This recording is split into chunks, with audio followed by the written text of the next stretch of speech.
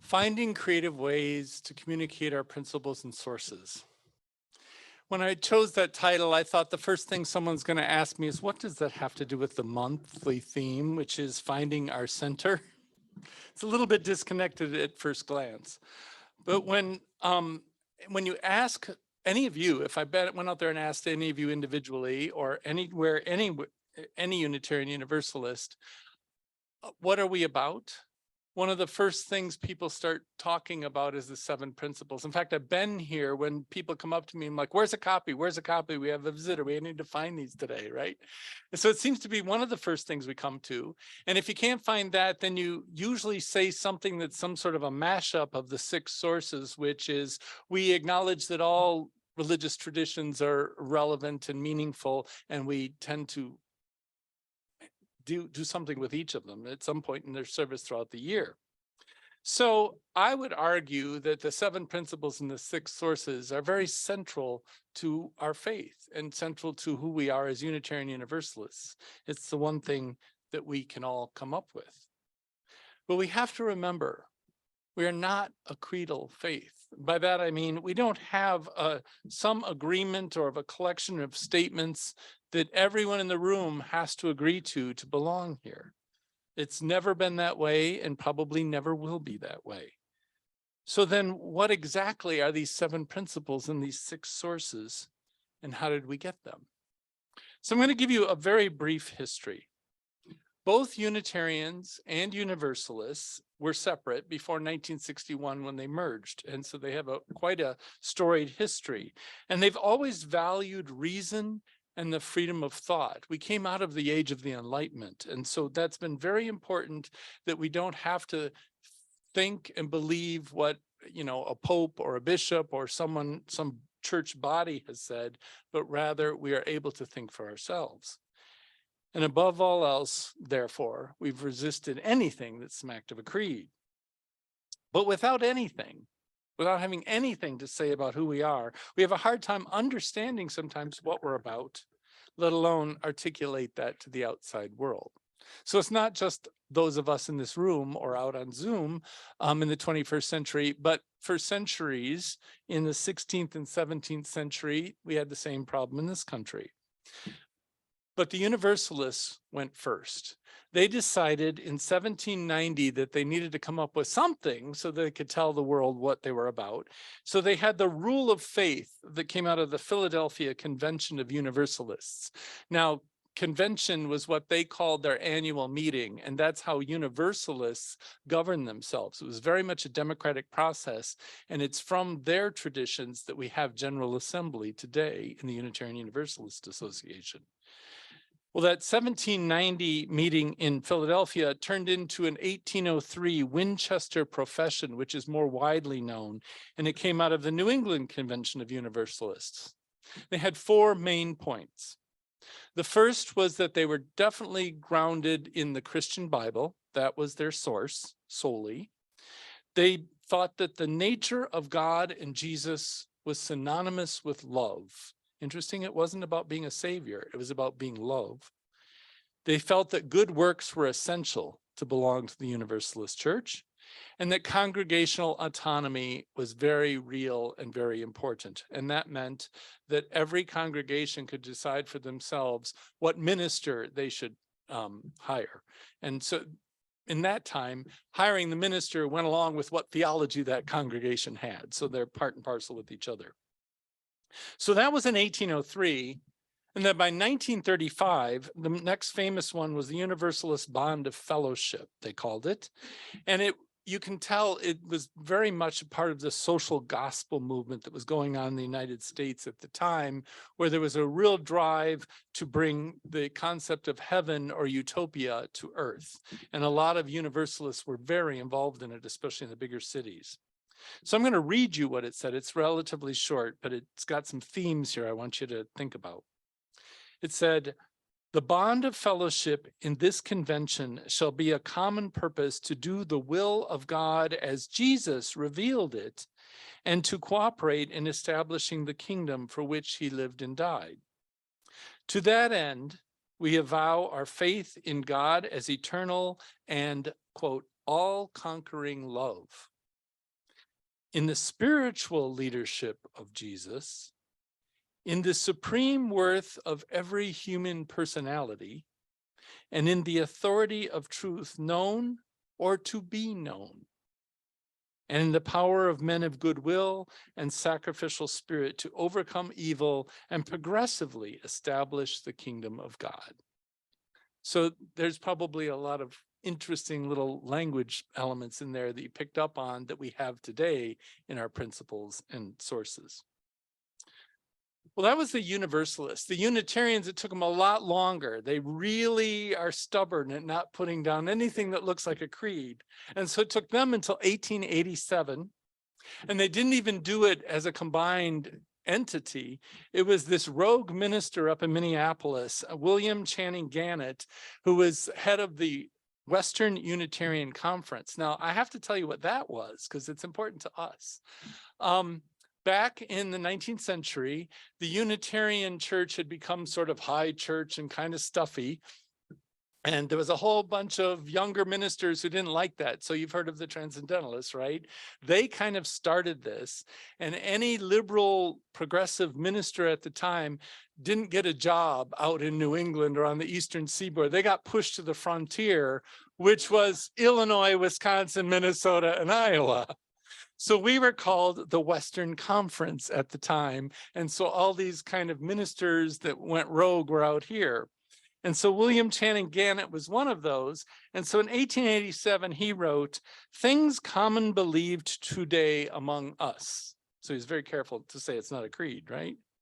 So you'll find a lot of interesting things in here. One of them is the universalist nature. They were clearly not Christian anymore like the Universalists were. And they also were very much more into that whole open to nature and learning to divine inspiration coming from nature. So here we go. It's a little long, but hang in there. We believe that to love the good and to live the good is the supreme thing in religion. We hold reason and conscience to be final authorities in matters of religious belief. We honor the Bible and all inspiring scripture, old and new.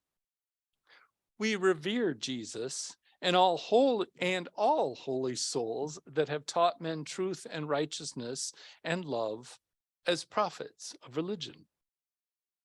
We believe in the growing nobility of man. There's a little sexist language in here, of course, 19th century. We trust the unfolding universe as beautiful, beneficent, unchanging order. To know this order is truth. To obey it is right and liberty and stronger life. We believe that good and evil invariably carry their own recompense, no good thing being failure and no evil thing success. That heaven and hell are states of being. That no evil can befall the good man in either life or death. That all things work together for the victory of good. We believe that we ought to join hands and work to make the good things better and the worst good, counting nothing good for self that is not good for all.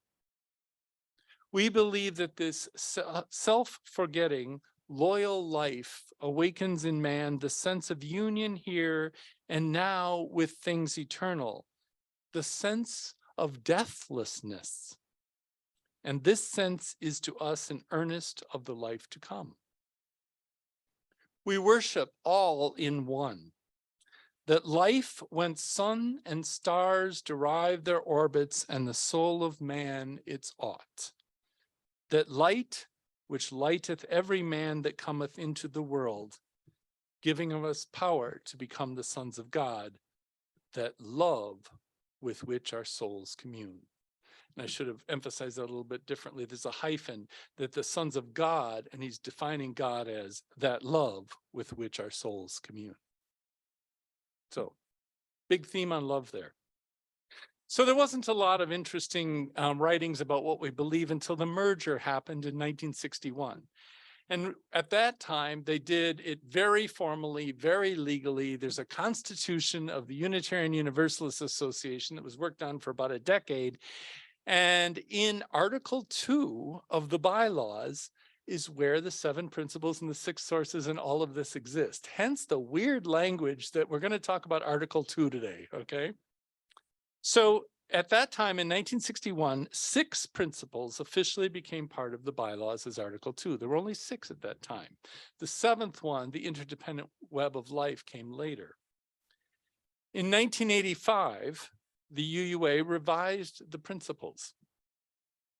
And it contained these elements. There was a covenant of member congregations of the Unitarian Universalist Association, now the 7 principles, and the 6 sources of the living tradition had more prominence. There was a statement of the association's purposes, and then in compliance with a bylaw requirement that the principles be reviewed at least every 15 years. Well, my friends, it's been almost 40 years since they were systemically reviewed. And there's been times when they said, well, now we're going to do it. And then something else took priority. So it's been 40 years and it was meant to be every 15. 40 years is typically 2 generations. I came into Unitarian Universalism in the 1990s, and I'm joking, but it seemed like these came down from some mountain and they were cast in stone. I didn't get that this was part of a process that's supposed to renew itself every so often. So that's where we are today about the proposed Article 2 bylaws, and why they're important is because we're going to spend some time reviewing them. There was a commission that formed last winter. They put something out in the summer that was really a straw dog. It was kind of rough. And a lot of congregations and theologians looked at it, offered comments. They went back and talked about it, and then they revised it and they made a much more professional color looking version of it that just came out last Wednesday. I happened to be in Milwaukee with the cluster of ministers from Southeast Wisconsin, and we talked about it. And so I knew I was going to have this sermon today. So it's kind of hot off the press, if you will. So let me walk you through some of it, and then I've got a visual I'm going to show in a minute. So it starts out with our purposes. The first statement is frankly for the IRS. It's to say this is what we do as a nonprofit, and you better have it in any nonprofit organization. But the last sentence is very, very important and is the heart of it. It says this: the purpose of the Unitarian Universalist Association is to actively engage its members in the transformation of the world through liberating love. Period. It's a little aspirational, don't you think? No, that's huge. I mean, that to me, rather than stand here and mumble and not know what we stand for, it's very, very clear. We come together to transform the world through liberating love. And it might be just our little corner of the world, but nonetheless, that's what we're here to do.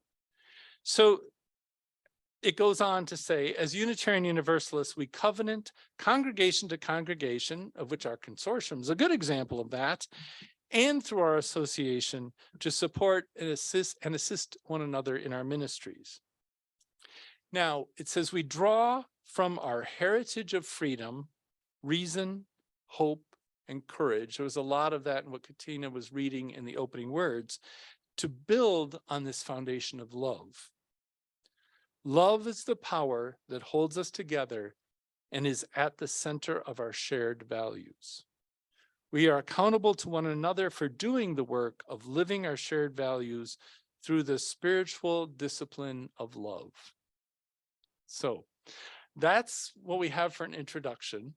And as I'm going to read more, I would like you to sit back and not think about, well, what's missing, what's changed, all that kind of stuff. We're going to do that later, another day. Today, do what we did at our ministry cluster meeting. Let the words flow over you and hang on to the words that you find interesting or that move you, and start there. And some of them I've underlined, and I may bring up what I found when I was listening to it. So Andy, could you pull up the slide, please?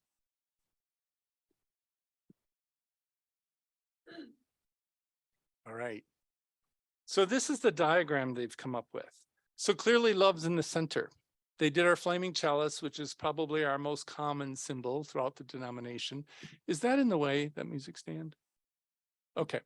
And then they put in bold caps the word love, so to make it very, very clear that that's the center. Around the outside with all the rainbow colors, it's meant to look like a flower, petals of a flower. They've come up with values that clearly and succinctly summarize what we stand for.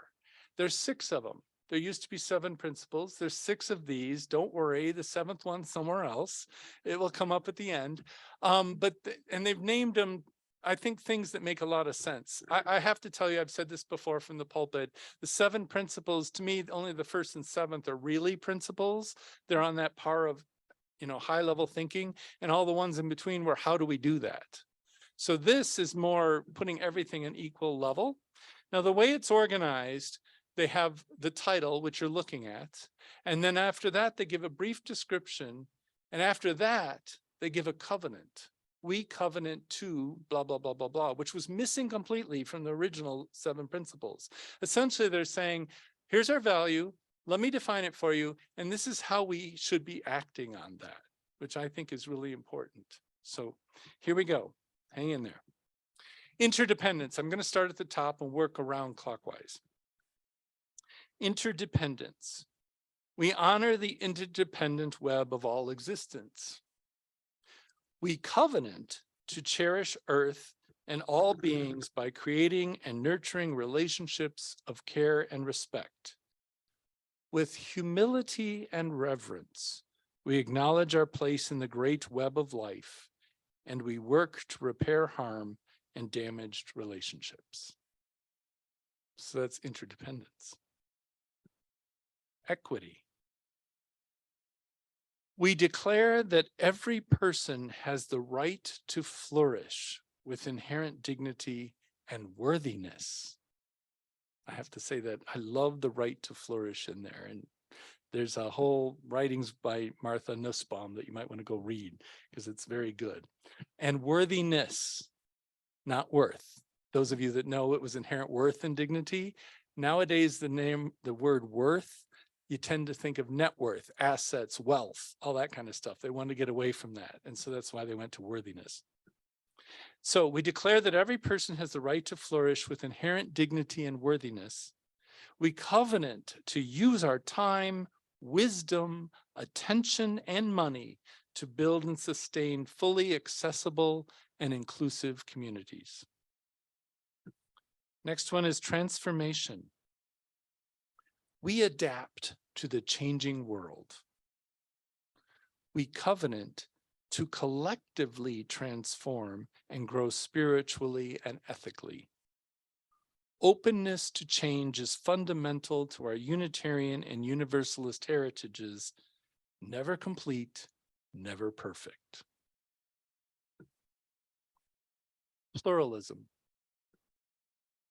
We celebrate that we are all sacred beings, diverse in culture, experience, and theology. We covenant to learn from one another in our free and responsible search for truth and meaning.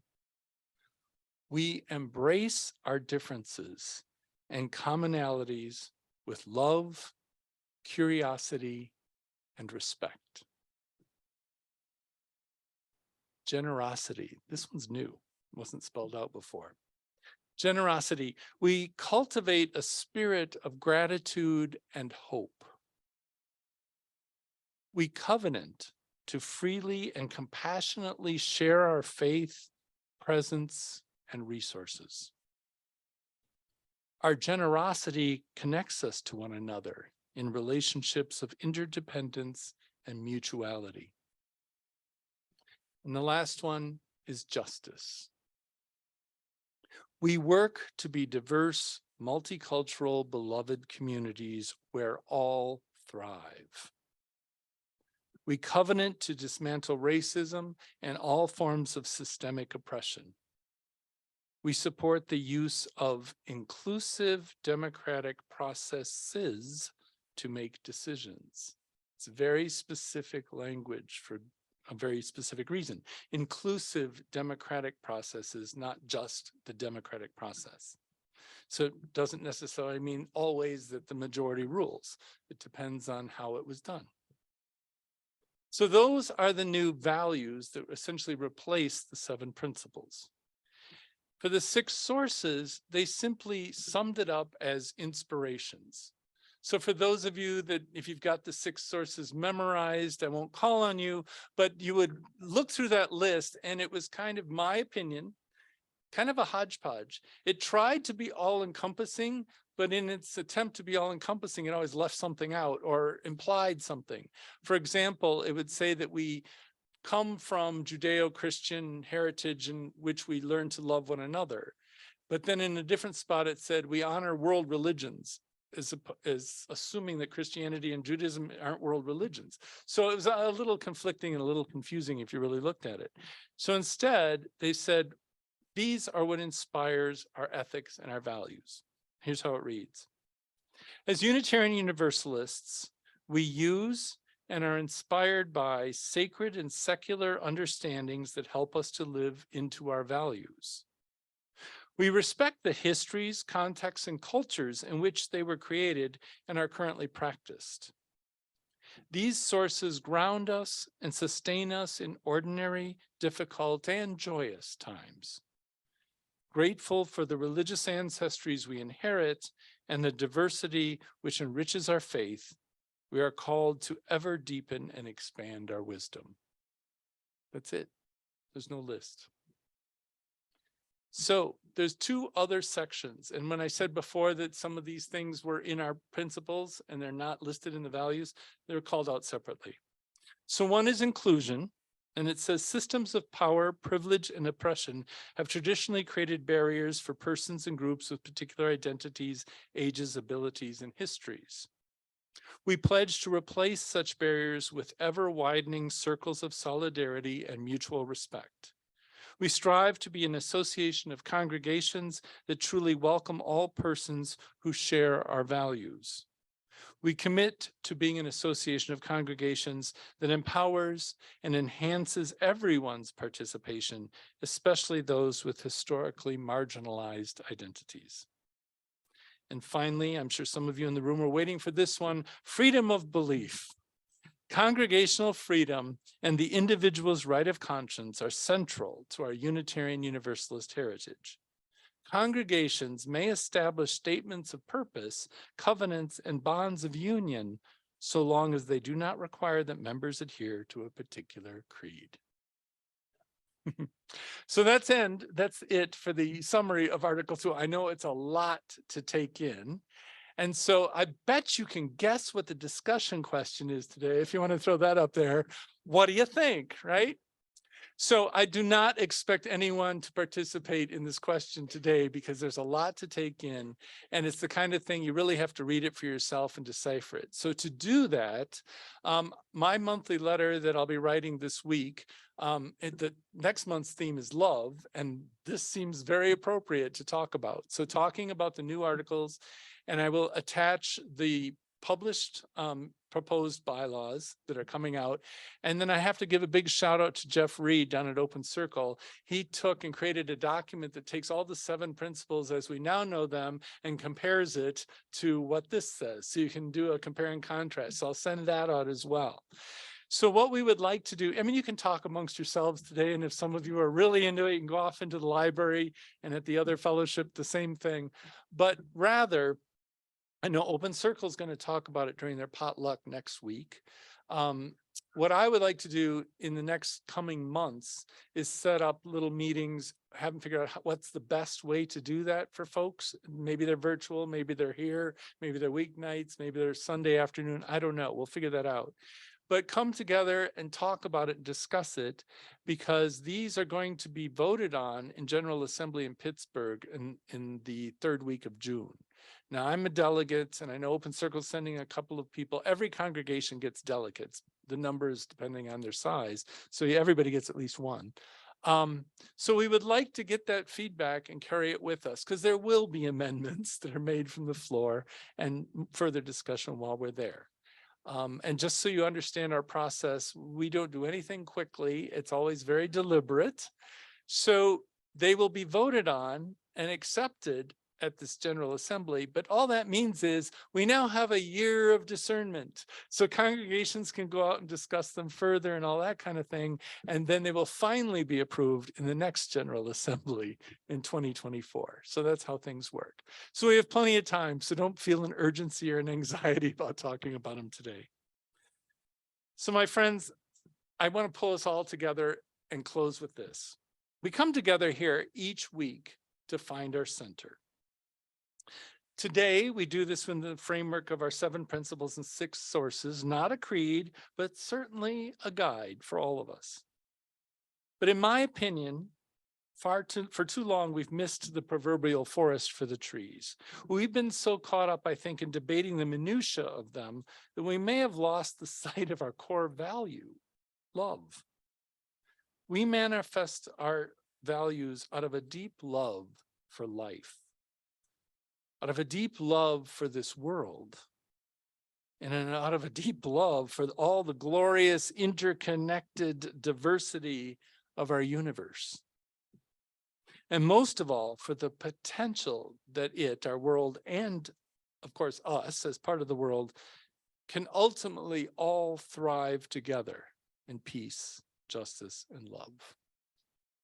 So when asked, what do Unitarian Universalists believe? You can say we believe in love and living it out through our values.